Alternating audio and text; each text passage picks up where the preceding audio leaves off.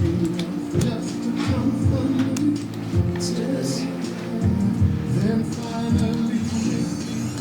have now tuned into VMC Planet Radio. Beyond tomorrow. Exclusive insights, live conversations. It's time for VMC Talk, the show where opinions meet fact.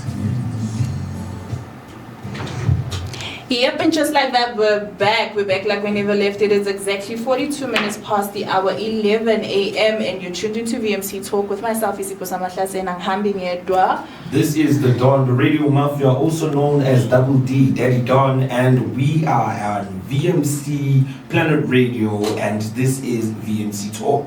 And as promised, we deliver. We make sure. Yep. So we're not alone anymore. It's not just the two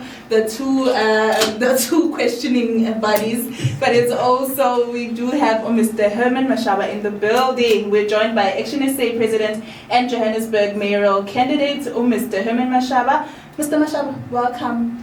Oh, wonderful. Thank you so very much for giving me this opportunity to engage with your followers. It's a privilege I don't take lightly, more especially during this period of campaigning, but more importantly, for the future of our country. As I said to you guys when I came into the studio, I wasn't joking to say, you know, I feel like yesterday I was your age. Yes. at university, wanted to know how you guys are doing with your studies. Yes. To think now, I look at you and in a few days' time I'm turning 67, and I don't know what happened to all these years. They run by very fast. And the reason why I was telling you, guys, please, right now you're youth. One day you're gonna find yourself 60, 65, and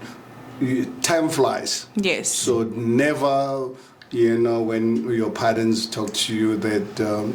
Please, one day you're going to be our age. Yes. And it happens so fast. Yeah. So, Mr. Mashaba, right before you joined us, we were telling our talkers, who are our listeners rather, the fact that we are on the road to the local government elections 2026. We had a lot of sound clips about Mr. Hlabisa announcing that the 4th of November is official. So how many days, Boo? 76 days. Yeah, 76 days. Yeah, 76 days till the official. So let's get started. Let's hear from Mr. Mashaba, because we've got a whole lot of questions. We want to get the information right in.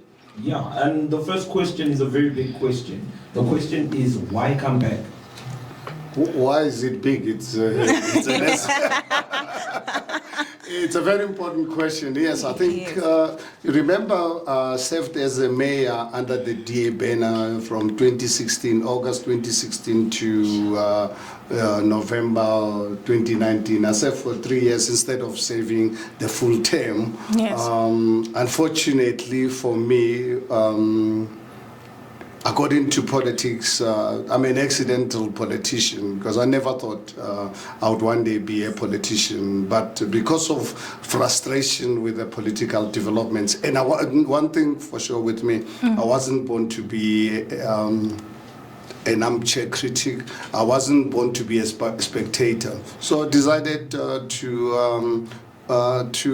when DA approached me to be the mayoral candidate, I accepted. And first time around, I removed ANC from the city of Johannesburg and became the mayor in August of 2016. Unfortunately for me, but at the same time, I think it really helped me to speak with authority about the DA, because when I joined them, I know a lot of, or some of my colleagues and family members were quite disappointed and reluctant for me to join the DA. But I said, what options do we have? Because one thing for sure is that I believe in democracy. Voting, it's a very powerful, any human being can have. In the 3 years I was the mayor, unfortunately some in the DA did not believe in provision of services to black communities. That's something that unfortunately I had to fight all the time. And fortunately enough, there's evidence. You can talk to Musis and some of my white colleagues who left with me when I left the DA, because every time I put budget together, I must deliver services to poor communities, giving them portable toilets, things that ANC had failed for 10, 15 years in squatter camps, which they call informal settlement, squatter camps, going to provide people in short term, giving them portable toilets. Some in the DA says, no, I'm taking their residents' money, providing services to people who don't pay tax, who don't work. And I complained for a long time. Every time in public platforms, when they have their federal council and so forth, I would raise this to them to say, I need protection, because some of my councillors, I don't know who's instigating them. This I find it quite insulting, because I didn't join politics to serve political parties. I joined politics because I was not really happy with the inequality that was continuing even in the new dispensation.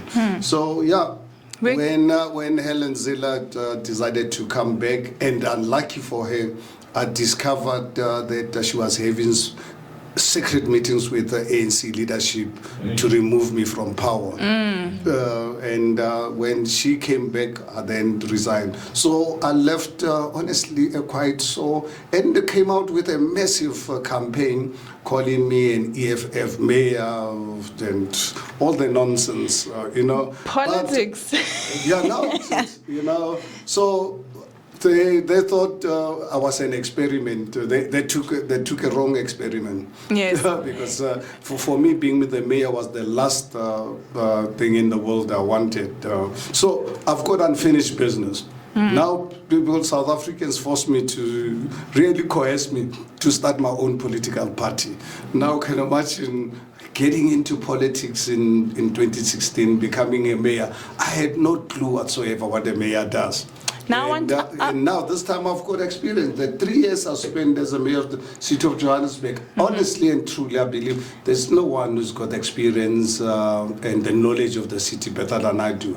So I need to go and really finish that project. Yes. We owe it, personally, I believe I owe it to South Africans, because this country has been kind to me for the last 40 odd years of my life. Yeah. Now, before we move from that, I'm glad that Mr. Mashaba relates to the fact that he has unfinished business. Yeah. And I don't know if it's unfortunate, if it's fortunate, but for our generation, we are very social networks and networkers. We look at the social networks and we take that in a lot. So one of the social media networks that we looked at, and one of the videos that you posted on our social media networks, was the fact that you're coming back to fix things. So we highlighted that part, that you're coming back to fix things. What exactly would you say that you haven't been able to fix whilst being the mayor of the city of Johannesburg previously, and what are you coming to fix right now? Obviously, there's quite a lot, but I think let me give you the one that is very, very important. Is the Inner City Rejuvenation Project that I managed to pass a policy through council, where I used to engage the private sector to partner with the city to reclaim, for a city to reclaim this hijacked, abandoned, derelict buildings, give them to the private sector on a long-term basis with the conditions to say, I will give you this property. I'm not selling it. This is a property belongs to the people of South Africa. Yes. I will give it to you on a long-term lease, but show me the money. Have you got the money to build? Tell me how many units you are going to build. Tell me how many employment opportunities you're going to create. By then, I'd already identified over 600 properties in and around Johannesburg, not just the inner city, places like Roodepoort, Midrand, and so forth, where these properties are hijacked, and mainly by the illegal foreign nationals and criminal syndicates. So I announced this project on the 1st of December 2016 during the 100 days that I've identified an opportunity to address housing in our country and student accommodation. I'm on record on that, and I said I am, whether people like it or not, I am going to take over these buildings from these criminal elements. I'm going to offer them to the private sector. By the time I left, I had already awarded 154 of these buildings to the private sector, where they were going to invest 32 billion rands in the city of Johannesburg. They were going to create 22,000 jobs. They were going to, in the history of South Africa, the city itself, remember, housing is the competency of national government. The city of Johannesburg, under administration, with those 154 buildings, they were going to create 14,500 housing opportunities. And one of the conditions was that when you build or give you a property, 30% of the units must be for low-income earners and students. And I informed this to all the universities that I am going to address student accommodation in the city of Johannesburg. As you can imagine, I had identified 600 buildings, and all of a sudden Helen Zell and the ANC disrupted this. So you can imagine if I had stayed, where will the city be today? So this is just really one really key example. I need to come back and clean the city, because this city requires someone who is not in this job to make friends. Because the one thing for sure, I'm not in this job to make friends, and I'm the last person to really be afraid of criminal elements. So because the only way we can deal with reclaiming of the city, you have to not really be afraid of criminal elements, and you must deal decisively with corrupt officials. If you're not prepared to do that, you're going to be nice to people. And one thing for sure with my plan for the city of Johannesburg, I'm not going to follow the Cape Town model which the DA wanted me to follow, where they wanted me to leave, sell these properties to the private sector. I said, no, I'm not selling. And these conditions about 30% of the units to be for a low-income earners and students. They wanted the city to be like Cape Town, be expensive. I said, no, that is not politics. I know I'm a capitalist. I love making money, and I've been really very lucky. When I started business at the age of 22, I was lucky. I made a lot of money, and I still make a lot of money, even when I've left my business to my wife and my family. But at the same time, I know where I come from. I was born in a village called Garamotse in Amanskral, where for me, the tap of water was completely foreign. For us, from time to time, we had to go and steal money in a steenkamp's farm in the middle of the night. I know where to go out and steal wood to make fire. I know how to go to school in winter without shoes. I know how to be punished on a regular basis because my mother could not afford 25 cents school fees. So how can anyone now expect me, with the privilege that this country has given me, to sit back and say life is fine? I strongly believe, and I'm on record, and I'm going to die with this record, that I will never be free for as long as black people are poor in this country, in a country as rich as South Africa. This inequality, so it's what got me into politics. I think I'm on a mission, and unapologetically so. We need As you to should. give dignity to our black South Africans. Yeah. This ANC corruption has to stop, and put in ethical leaders who are there to serve people. I don't know if you guys are aware, I'm the only politician in this country, because I'm now a politician. Accidentally. Where I do this job without being paid. I don't get paid by ActionSA. I used my family's money to start this movement because I realized the ANC betrayed us. But we mustn't give up. Yeah. We mustn't give up. I wasn't born to give up, and I wasn't born to fail. I will never fail in my life. Yes. And people must understand, success doesn't mean that you succeed the first time. Yeah. Success is about when you failed on trying something, you did it with good faith, you try again. So that is why for me, failure, it does not exist in my vocabulary. It doesn't exist, because it doesn't mean if I did not succeed today that I can't try Again tomorrow. but use a different strategy. Yes. I see you've noted quite a lot of youth empowerment things that you say in your statements, and you mentioned the fact that you relate quite a lot to the accommodation part of things. A few years back, just a reminder, there was the Accommodation is Land March by the students of the city of Johannesburg that was being held in Braamfontein, and you were one person that came in to address the students. So some of the questions that they had were mainly on that, to say, how should they be assured that now accommodation for them will be land? Accommodation for them won't be a question to say, if I now leave my place in KZN because I found space at the University of Johannesburg, will I be able to get a shelter to live in?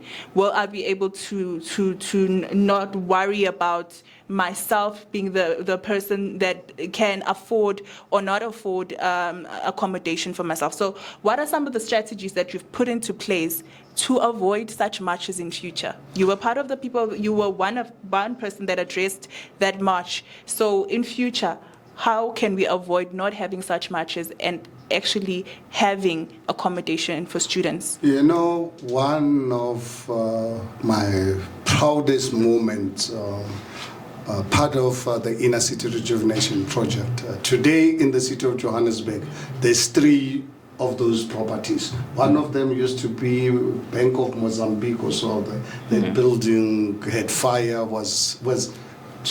I mean, if I show you pictures of that building, including with television when the building was burning, people living in that. It was one of the buildings of the 154. Today, you go there, one of them has got what accommodates 1,200, world class. Another one has got over 2,000. There's 3 of the buildings where they're exclusive for students here in the city of Johannesburg, which were developed. I gave them to the private sector to build the student accommodation. Fact. And I'm really very proud of that. I can take you to those buildings anytime. Now you can imagine if I stay. There's a reason I'm saying is I've got unfinished businesses, because there are huge opportunities. And what actually makes me very angry about having being forced to resign is that all these buildings I'm talking about, where they are now complete, they are world-class inside, but now other buildings around them are dilapidated, there's dead and so forth.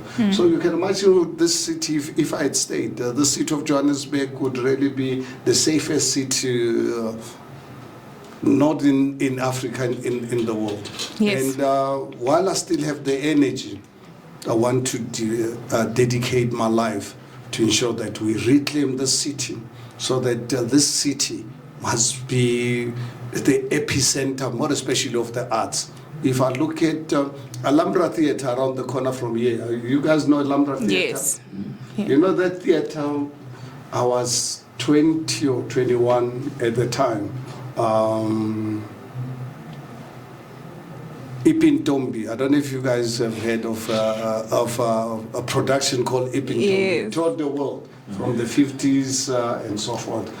I came to watch Ipintombi. At the time, as black people, we were not allowed in town at night. And I came to watch it. I did not have transport. I was not yet even married. I was still, my wife and I were still joling, you know, and a friend of mine and his girlfriend. We came to watch ducking and diving from the police. We came to watch Ipintombi at Alhambra Theatre. What an experience. Yes. Then, because of my entrepreneurial DNA, I actually I took Ipintombi to Soshanguve. For the first time, it has never played in the townships before. You can imagine, I mean, in the early 80s, South Africa was an abnormal case for us as black people. Yes. We used to carry reference books 24 hours a day. And I look at the potential of our people. Really, I think apartheid has oppressed us for a long time, has destroyed our lives. But the very same thing ANC has continued doing. And if I stand to be corrected, the reference book is the Dompas. Dompas. Okay. Dompas. You know, that Dompas. The other day I was talking to some people about Dompas, including my own kids. They don't believe it. When I grew up in the late 60s, early 70s, including students going to school. You know, in Amanskral, the apartheid government established a police training college, black policemen and women. And they used to use us, people of Amanskral, as guinea pigs. So you'll be going to school without your Budom pass. You get arrested, they sentence you to 90 days. And then as soon as you are sentenced, they sell you to a farmer. Yeah. People didn't know. I mean, so these are things that I don't understand. Why ANC is not letting our youth like you to know about our recent history. I'm not talking about a history that happened during my great-grandfather's time. Yes. I'm talking about history that happened during my time. You know, that's why, you know, for me, if you as black people want to succeed, you've got to know your history. This whole nonsense people tell you you must move on. You'll have to be stupid. You have to be a fool to think you can move on if you don't know your history. But you don't have to really be cross with people because of the color of the skin. I think for us as ActionSA, we stand for the non-racial South Africa. Yes. We work with the guys that started ActionSA are two young white guys, highly educated, who believe in social justice, because one of the core values of ActionSA is social justice. And those who don't believe in social justice, whether you're black or white, please leave us alone. But don't tell me I must move on. Actually, South Africa wasn't born in 1994. Because some people would always want to, on social media, insult me that I'm a victim of my history. What nonsense. I'm not a victim. I've never been a victim. I'm a student of history. They disrupted my education at the University of the North during my second year of my studies. You know, can imagine Amanskral, 40 kilometers away from University of Pretoria. Because of the color of my skin, I had to go to Teflo, 350 kilometers away from my home. I had to take a train going to school at Teflo for the first time to go and register myself, take a train at 10 o'clock, leaving Amanskral station, Yes. get to Petersburg in the morning at 5, take a bus at 9 o'clock, going to Moria, go and register at TEF, and then wait for the bus at 3 o'clock, going back to Petersburg, take a train, leaving Petersburg at whatever time. I'll get back to Amanskral at 5 o'clock in the morning, and then wait for buses going to Haramut, to my village, only starting at 6 o'clock or so. And then a week later, I had to now go back to university on my own. And the people must tell me I mustn't talk about this. I mean, it's a big insult for me. Yes. It's a big insult. It's like it's a big insult when I was the mayor. People telling me that I must cut grass in Sandton where I live. Around across the freeway from where I live, from my house to Alexander takes me less than 10 minutes. Just have to cross the M1. Go and look at how people of Alexander live. Now, when I must address issues of Alexander, people tell me, no, I must cut grass in Sandton. Yeah. So, Mr. Mashaba, I think we've spent 2.5 hours trying to encourage youth, because we are a youth empowerment radio station. 2.5 hours trying to encourage youth to vote, to register to vote, right? So we can't get rid of the social media impact that the youth have, and also the things that we come across on social media. So one of the things is courtesy of Newsroom Africa. Please take a listen to this, and then we will come back quickly. Take a listen to this, Mr. Mashaba, and we would like a bit of some answers from this. Residents in Yeoville in the city of Johannesburg say the demarcation changes caught them by surprise as they prepare to register for the 2026 local government elections.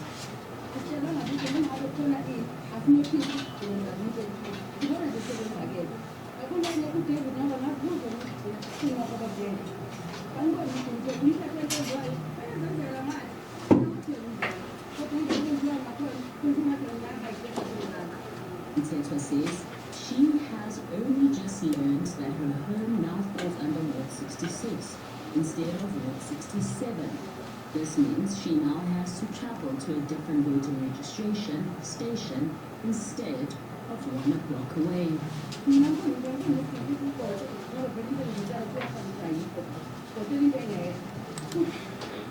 Yes, Mr. Mashaba, I hope you heard that. This is from one of the residents in Yeoville, who says she wouldn't have known that she was moved from one ward to the next if she didn't go and double check that herself. So she then, towards the end, she says she feels like voting is useless because she faced this. None of her ward councillors was able to alert her of this. We are aware that you met you met with your ward councillor candidates last week.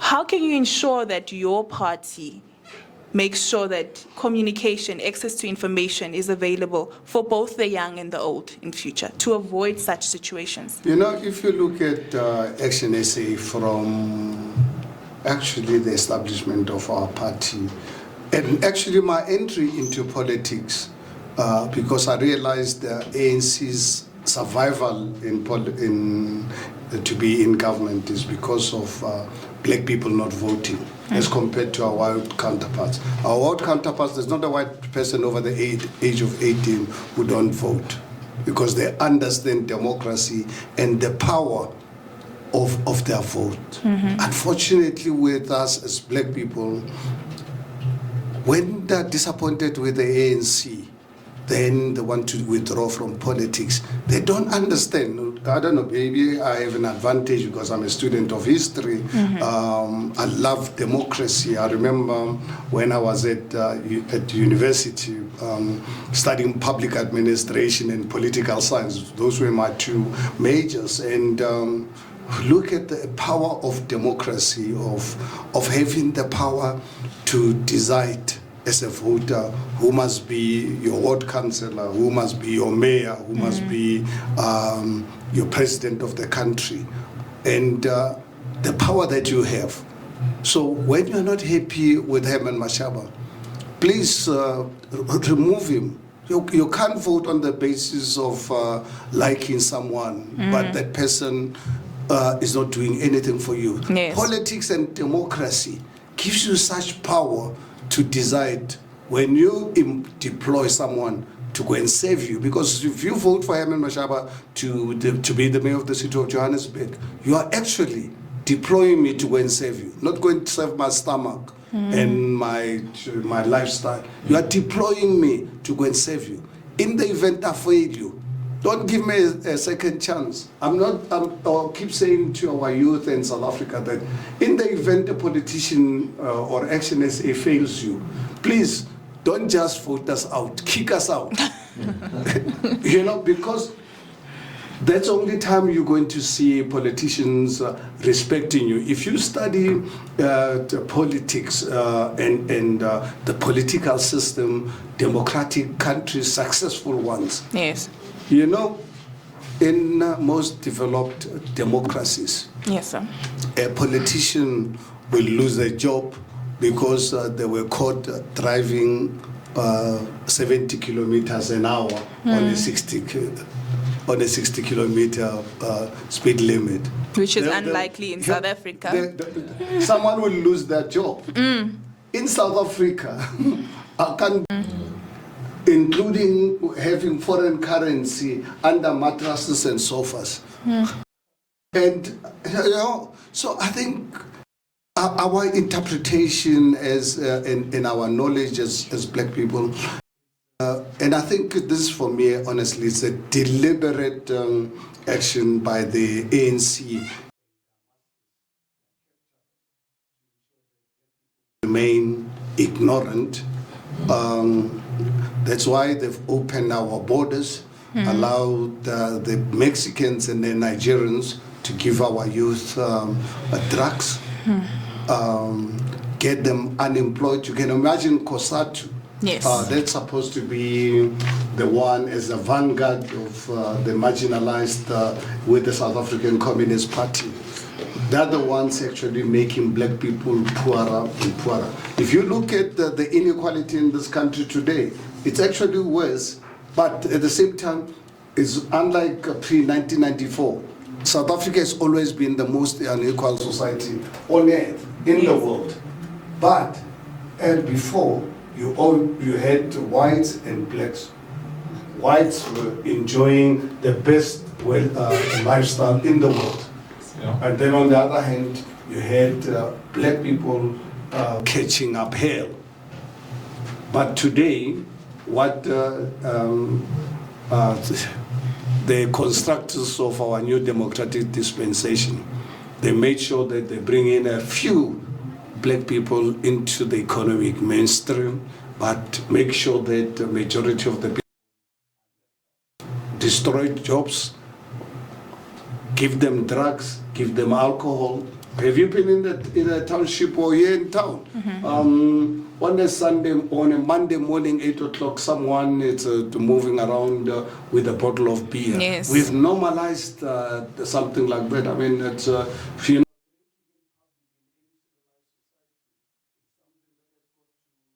you need bylaws to make sure there are consequences. We don't do, obviously, we're a free country. You're most welcome to drink alcohol, but you can't really drink it in every second guy you meet on a Monday or whatever, going around having a beer. I don't know where this culture is actually coming from. You look at businesses today, they prefer undocumented foreign nationals compared to South Africa. That they are lazy. That's why businesses prefer to have undocumented foreign nationals. When did our people get lazy?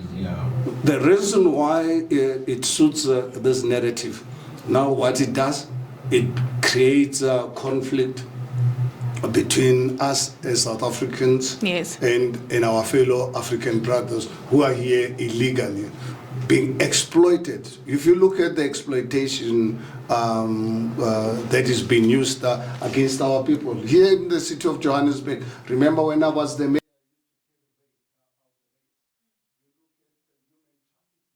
That's happening in these buildings because they bring in these criminals. They bring in counterfeit goods, billions of counterfeit goods.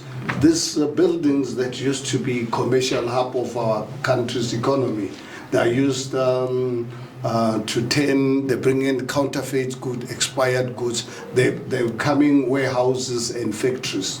Yes. And then trading happens in the street, where in the city of Johannesburg today, when you're a pedestrian, there's nowhere to walk.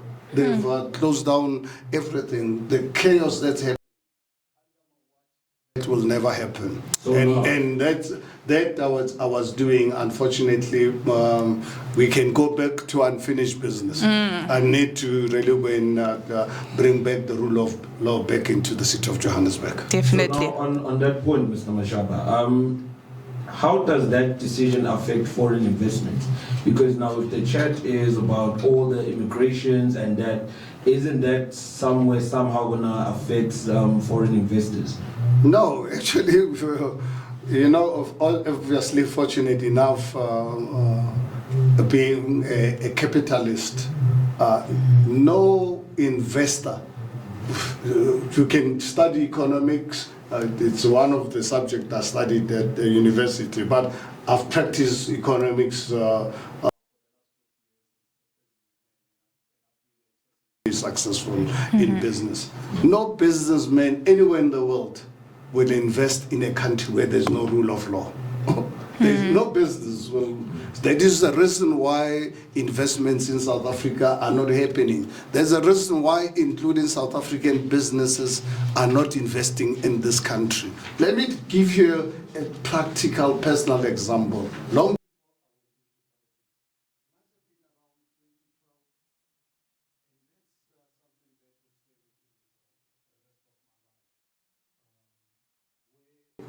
There was one of my corporate advisor brought some investment opportunity to my attention. Some business was doing some providing services to the mining industry. And they were looking for a black partner, but they needed money to expand their business. So they were not just looking for a black partner. They needed someone with money because they needed something like 140 million rands to be able.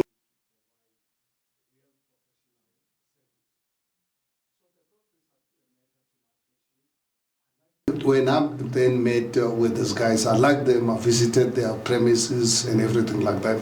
Capitalist as I am, I negotiated this 140 million rands to 40 million to 100 million rands to buy 30%.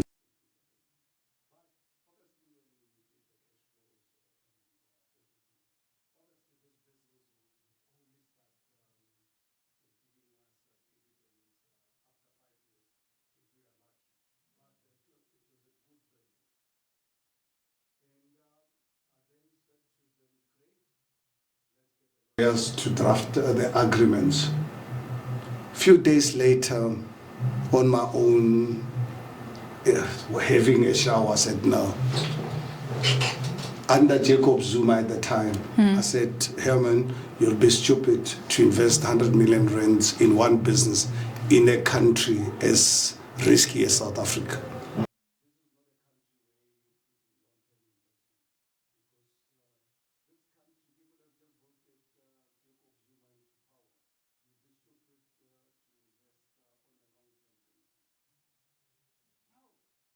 Imagine, just reflect on this.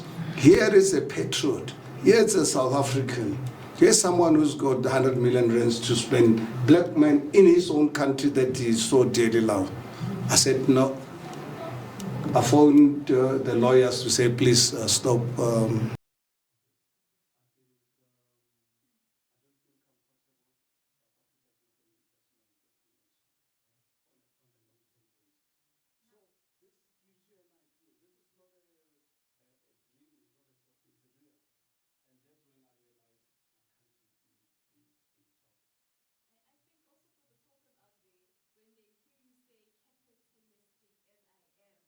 Scares us. That really scares us because at this point we're looking at you as a leader that is going to lead us into prosperity. Your party, your political party, is very loud when it comes to the growth of the Johannesburg economy, right? So how do we then trust someone that says Hey, capitalistic as I am, I will deliver as promised, because at this point we're dealing with so many, because we can't sugarcoat this. We're dealing with so many leaders that are pocketing. You've mentioned this in the beginning. They are pocketing and looking at their pockets being full and not looking out for the citizens being served as well. You mentioned the service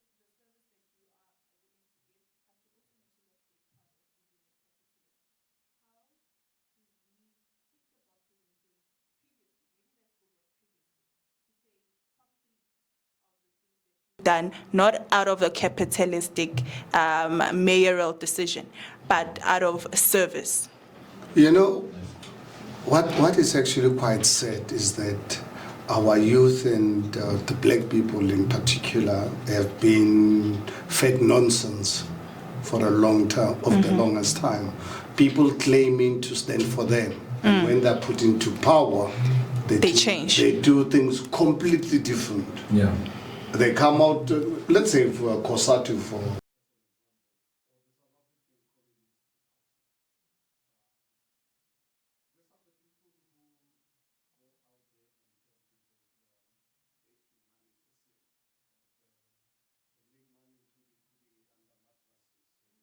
still public monies. Yeah.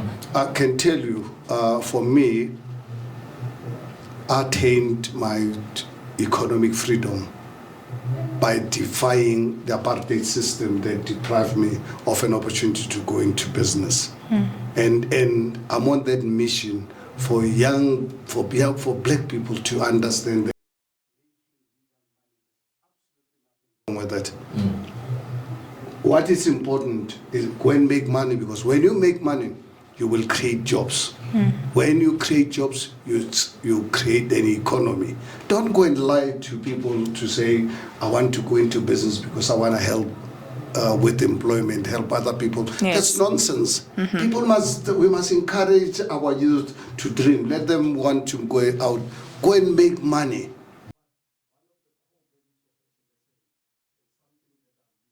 By throughout my life.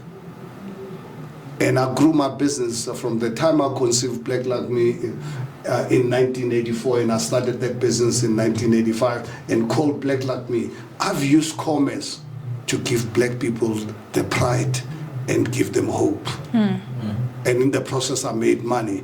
And you look at, you can go into the libraries all over the world, go and study how I grew my business using commerce.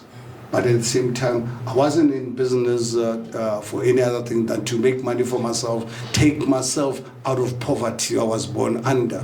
But I used that commerce at the same time to give black people the hope. But I wasn't in business to create jobs. You know, something that you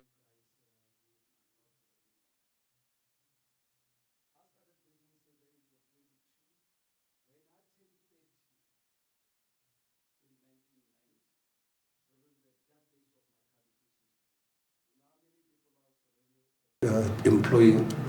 We'd like to find out. And how many businesses are owned. I started Black Like Me with 30,000 rands loan. Loaned by two black business guys. Walter Dube and Mr. Mocha, called Uncle Nets, Walter from Mabopani, you know, and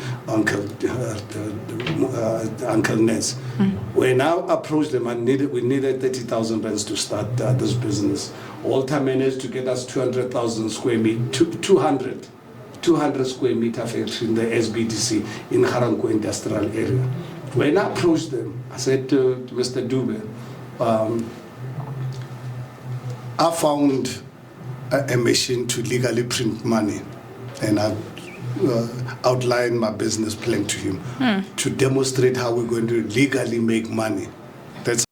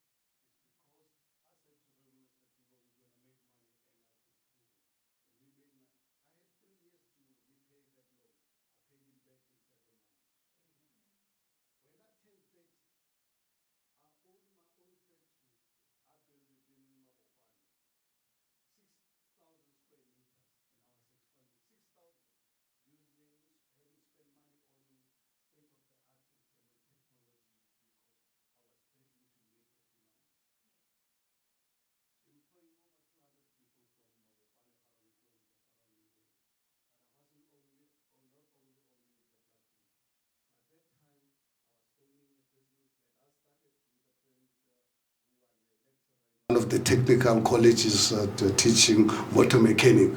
We started a motor repair business. I got this guy, I said, let's start our own business. I've got money. I funded that business called Norman Service Center.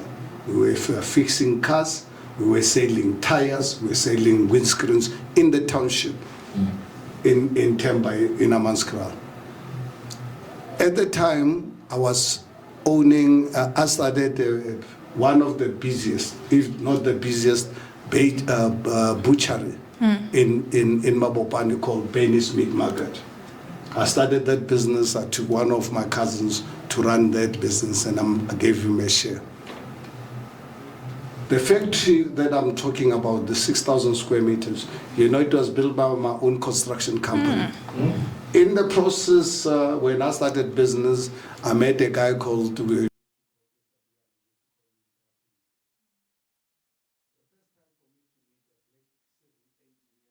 from Vets.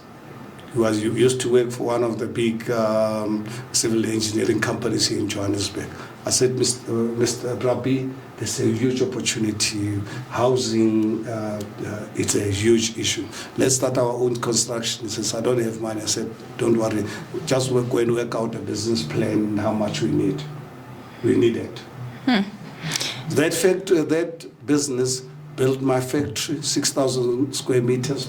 That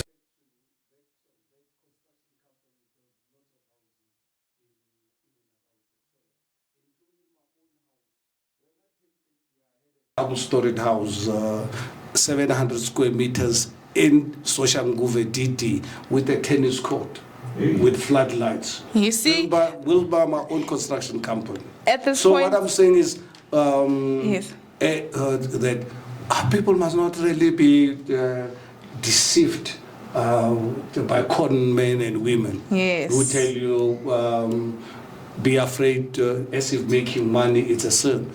Making money, you can imagine if I did not have the money, I would not be doing this job. I don't get paid to do this job.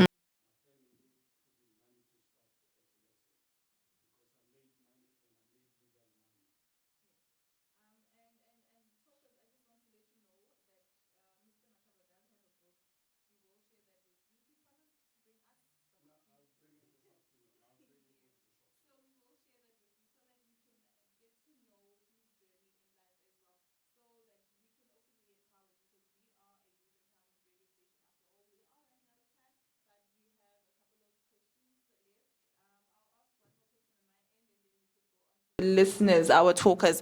One other question is that we take note of the new development within the ActionSA, of which you have an elections ambassador. What role does that person play? You're talking about Ayanda Ali. Yes. What happened is a few weeks ago, or a month or whatever, a mutual friend one day requested to come and have dinner with me and my wife, and said, Herman, there's this woman, and obviously I knew Ayanda at a distance, and I knew her, but not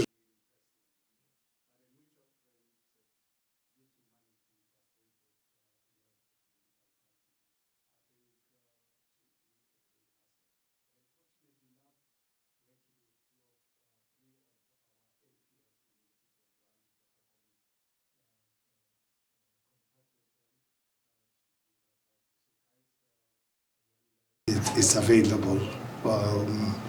And the guys, Funzi, John, and Emma said, please, can you get her? Do you think you can get her? Yes. I said, leave it to me.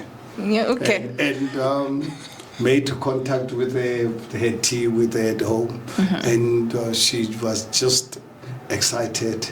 And I'm excited. Our party's excited. South Africa is excited. So she's definitely, without any doubt, I think for us as a political party, we feel we're on the right track.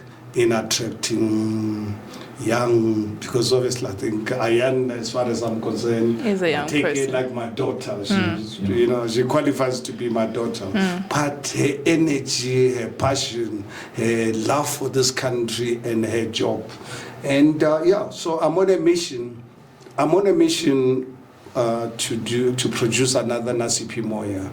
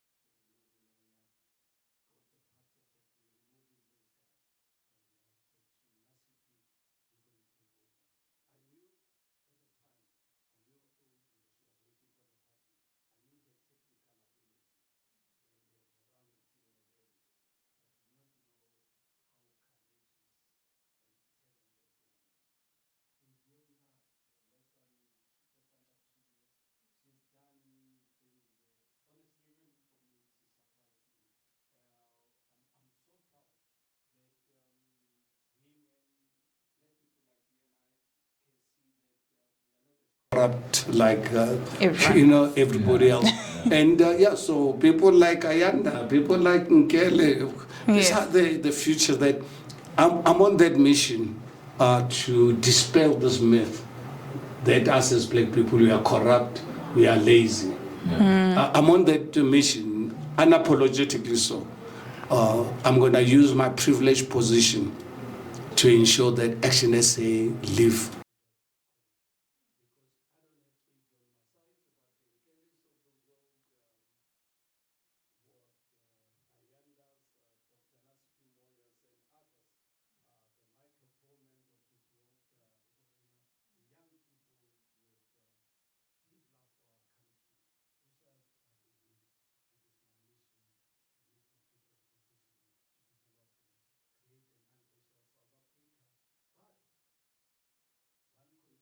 For me, one of the conditions is that is have social justice.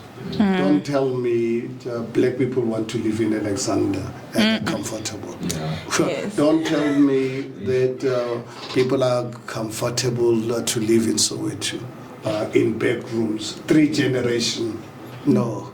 Yeah. And the city is taken over by criminal elements from all over the world, funded by criminals and international criminal syndicates. I'm on a mission with the balance of my life to achieve that mission. I might not achieve it in my life, but I would have started the foundation. A question that we got from one of the talkers is Johannesburg failing because of bad politicians and bad administration, or both? Both, because you've got bad politicians, very, very, very bad. And then what they do,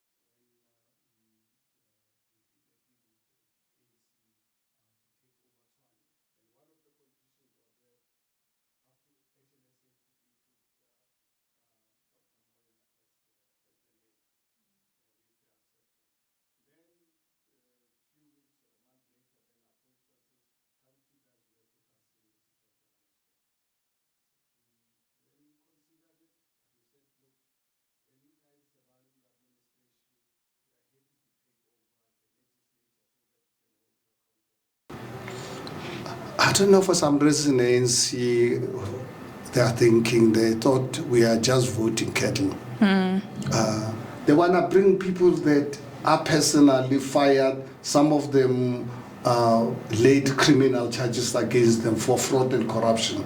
They want to bring them back as senior people. and expect us to vote for these people. And I said, you people are crazy. Are you normal? These are the same people. I've fired over 900 senior officials during my tenure as a mayor, as you are aware. Now they want to bring them, and a majority of them are back. But next year, this time, I'm warning them after the 4th.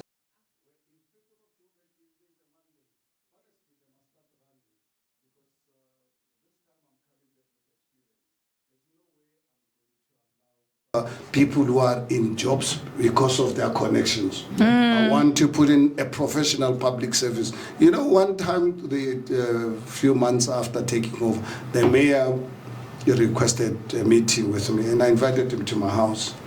And part of the discussion, I raised a concern, and a genuine concern. I said, Dad, you know, one thing that I think you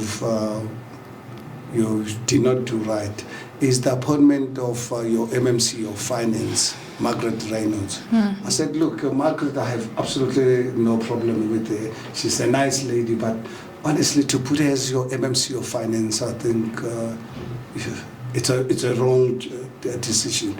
You know what the man said to me? He said, no, I appointed her because I want.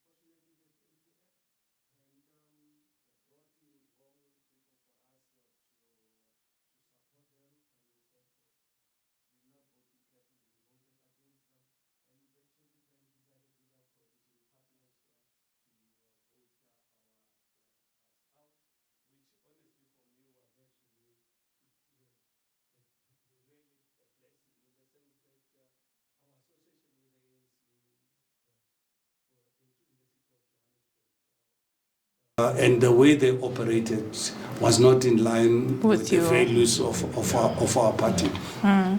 Okay, just to close it off, Spusiso, you have one more? Just one more question, right? Mr. Mashaba, I heard you speaking on candidates and how they were picked from the ANC, right? So with ActionSA, what qualifies or gives the criteria for the people you select? No, I don't select people myself. I mean,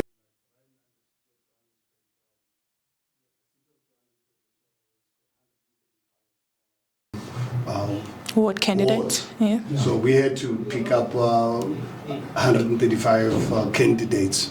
We've got we've got national structure called Senate, followed by provinces. Gauteng is led by Funzi Ngubeni. Under Funzi Ngubeni, every municipality has got regional structures. So they're the people who do the interviews and so forth and really decide on who's going to be. We as a party give them guidelines, and we take people through our academy to understand that you're coming into politics to serve. You're not coming into politics because you're looking for a job or to look for tenders. Yeah. Do we always get it right? I'm afraid not. I can give you an example. Actually, this morning, I received an email.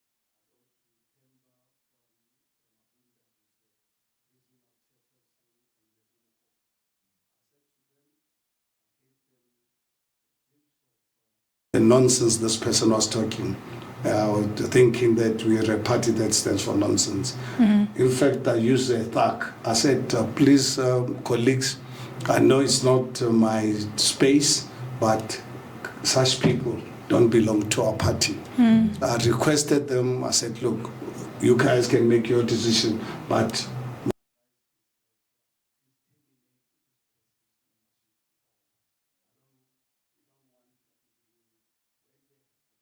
differences, they use threats. This morning, just before I came here. So that's how we operate. I leave it to them, but one thing for sure, I can't afford to have thugs around. Okay. And I didn't play games